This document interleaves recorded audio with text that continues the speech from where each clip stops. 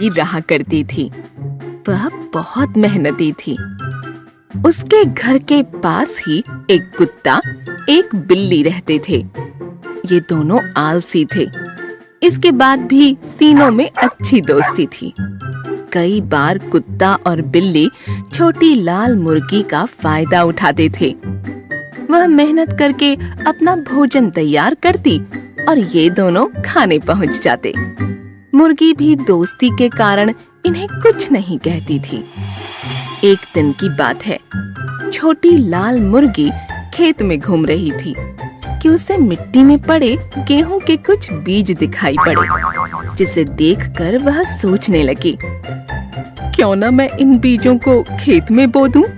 जब फसल होगी तो मैं गेहूं पिसवा लूंगी और उसकी रोटी बनाकर मजे से खाऊंगी। उसे आशा थी कि उसके दोस्त इस काम में उसकी सहायता अवश्य करेंगे। उसने गेहूं के दाने उठा लिए और सबसे पहले कुत्ते के पास पहुंची।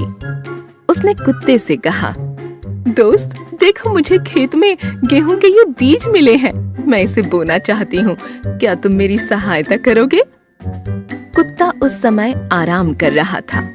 उसने जवाब दिया, नहीं, ये मेरे सोने का समय है और मुझे बहुत जोरों की नींद आ रही है। मैं अभी ये काम नहीं कर सकता। तब छोटी लाल मुर्गी बिल्ली के पास गई और उसे भी गेहूं के बीज दिखाकर पूछा, दोस्त, कुत्ता तो मेरी सहायता नहीं कर रहा। क्या तुम मेरी सहायता करोगी?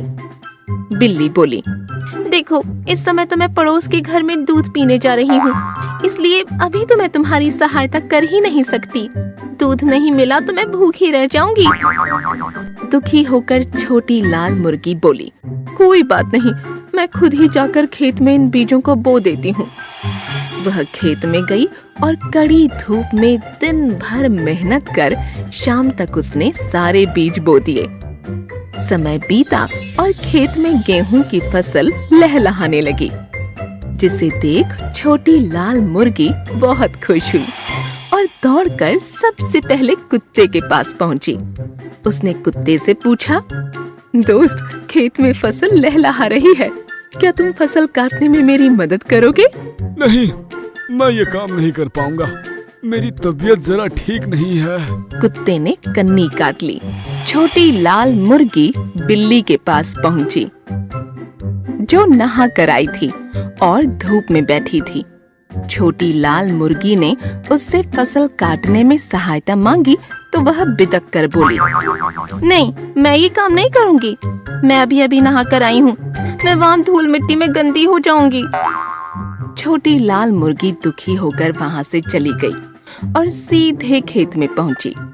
वहाँ उसने अकेले ही फसल की कटाई की। अगले दिन उसने सोचा कि क्यों ना इन गेहूं को मैं पिसवा लूं, आटा रोटी बनाने के काम आ जाएगा। वह फिर कुत्ते के पास पहुंची और कहने लगी, दोस्त, चलो ना मेरे साथ आटा चक्की तक, मुझे इन गेहूं को पिसवाना है। ऐसे काम के लिए मुझसे ना कहा करो, मैं इन सब कामों के लिए नहीं हूँ। कुत्ते ने दो टूक जवाब दिया। फिर बिल्ली के पास जाकर जब छोटी लाल मुर्गी ने सहायता मांगी तो बिल्ली बोली, आटा चक्की से उड़ने वाले आटे से मेरे बाल खराब हो जाएंगे, मैं तो वहाँ नहीं जा सकती। दुखी छोटी लाल मुर्गी अकेले ही आटा चक्की गई और गेहूं को पिसवाकर वापस आई। अगले दिन उसने रोटी बनाने की सोची और अपने दोनों दोस्तों के पास पहुंची। दोनों खेत में खेल रहे थे। उसने पूछा, दोस्तों, क्या तुम रोटी बनाने में मेरी मदद करोगे? नहीं। दोनों एक स्वर में बोले, हमें तो रोटी बनाना आता ही नहीं। छोटी लाल मुर्गी ने अकेले ही जाकर रोटी बनाई। जब गर्मा गर्म रोटियां तैयार हो गईं, तो वह कुत्ता और बिल्ली के पास पहुंची और उन्हें रोटियां दिखाते हुए बोली, अब बताओ कि रोटियां कौन कौन खाएगा? हम। दोनों एक साथ बोले। नहीं, मुर्गी बोली, इन रोटियों के लिए सारी मेहनत मैंने की है, इसलिए मैं ही सारी रोटियां खाऊंगी। और मजे से रोटियां खाने लगी। कुत्ता और बिल्ली ने कोई मेहनत नहीं की थी, इसलिए वे बस छोटी लाल मुर्गी का मुंह देखते रह गए। इस कहानी से हमें यह समझ आता है कि मेहनत से कभी जी नहीं चुराना चाहिए। सुखिया ने अपने कट्टो मुर्गी के दरबे पर नजर डाली तो खुश होकर मुस्कुराने लगा। कट्टू ने बहुत सारे अंडे दिए थे। वह भी आने वाले बच्चों की कल्पना करके प्रसन्न दिखाई पड़ रही थी। दूसरी तरफ बिल्ली सूजी के मन में लड्डू फूट रहे थे। उसने बहुत दिनों से कोई चूजा या अंडा नहीं खाया था। सुखिया ने दरबे को बाहर से अच्छी तरह से बंद कर दिया और सूजी बिल्ली उदास हो गई। इसके बावजूद वह दरबे के दरवाजे के पास पहुंच गई, लेकिन उसे खोलना उसके बस की बात नहीं थी। अंदर कट्टो बड़े आराम से बैठी थी। सूजी ने इधर उधर देखा, लेकिन कोई रास्ता नजर नहीं आया। हाँ, अलबत्ता इलाके का खूंखार कुत्ता जैकी आता हुआ दिखाई पड़ गया। सूजी वहाँ से दौड़कर आगे बढ़ गई। कुछ दिन बीत गए। कट्टू मुर्गी के सभी अंडों में से चूजे आ गए। उनकी सुरक्षा में सुखिया के साथ साथ जैकी भी रहता था। सूजी इन दोनों के होते हुए कभी भी सफल नहीं हो पाती थी। एक दिन सुखिया कहीं बाहर गया हुआ था। आसपास जैकी भी नजर नहीं आ रहा था। सूजी ने जब दरबे पर नजर डाली तो खुशी से झूम उठी। दरबे के बाहर की कुंडी नहीं लगी थी। मुर्गी कट्टो और उसके सारे चूजे अंदर ही थे। बिल्ली सूजी बड़े खुशी मन से आगे बढ़ी और जैसे ही दरवाजे पर पहुंची तो उसने पाया कि दरवाजा अंदर से बंद था। वह पूरी तरह से चौंक गई। वह मन में सोचने लगी, अरे यह मुर्गी इतनी सयानी कैसे हो गई? अंदर से दरवाजा बंद कर लिया। क्या करूं? अब मैं अंदर भी नहीं जा सकती। सूजी ने फिर से जैकी की आहट पाई और वह भाग खड़ी हुई। वह बहुत दूर जाकर खड़ी हो गई। उसकी नजर दरबे के दरवाजे पर ही थी। अचानक उसने देखा कि दरबे का दरवाजा खुला और कट्टो मुर्गी बाहर आने के पहले अपने चूजों को कुछ समझा रही थी।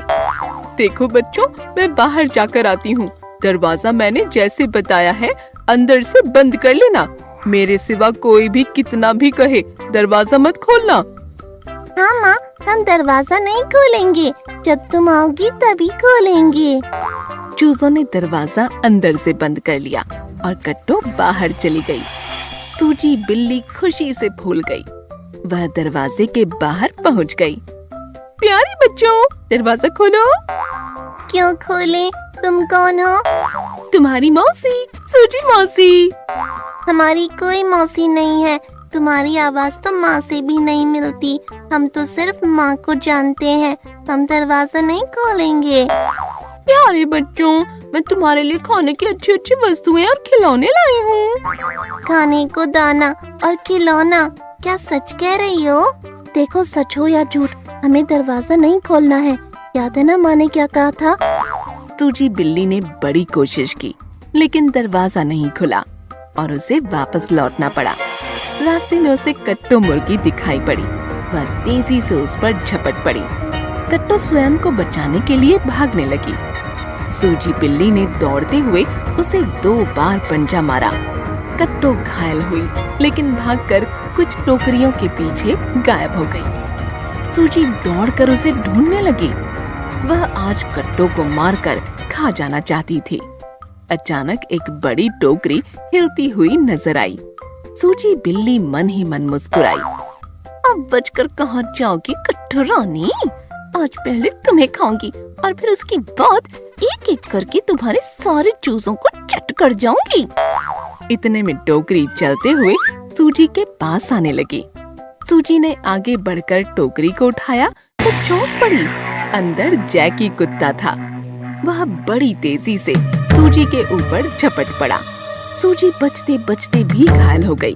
किसी तरह जान बचाकर भागी। उधर कट्टो अपने बच्चों के पास पहुंच गई। वह घायल थी, लेकिन अपने दर्द के बारे में चूजों को नहीं बता रही थी। कुछ देर बाद सुखिया आ गया और उसने कट्टो मुर्गी को दवा लगाई। माँ, तुम घायल हो, लेकिन इस बारे में हमें नहीं बताया। तुम्हें घायल किसने किया? सूजी बिल्ली ने। आज एक अजीब डायन हमारी मौसी बनकर आई थी।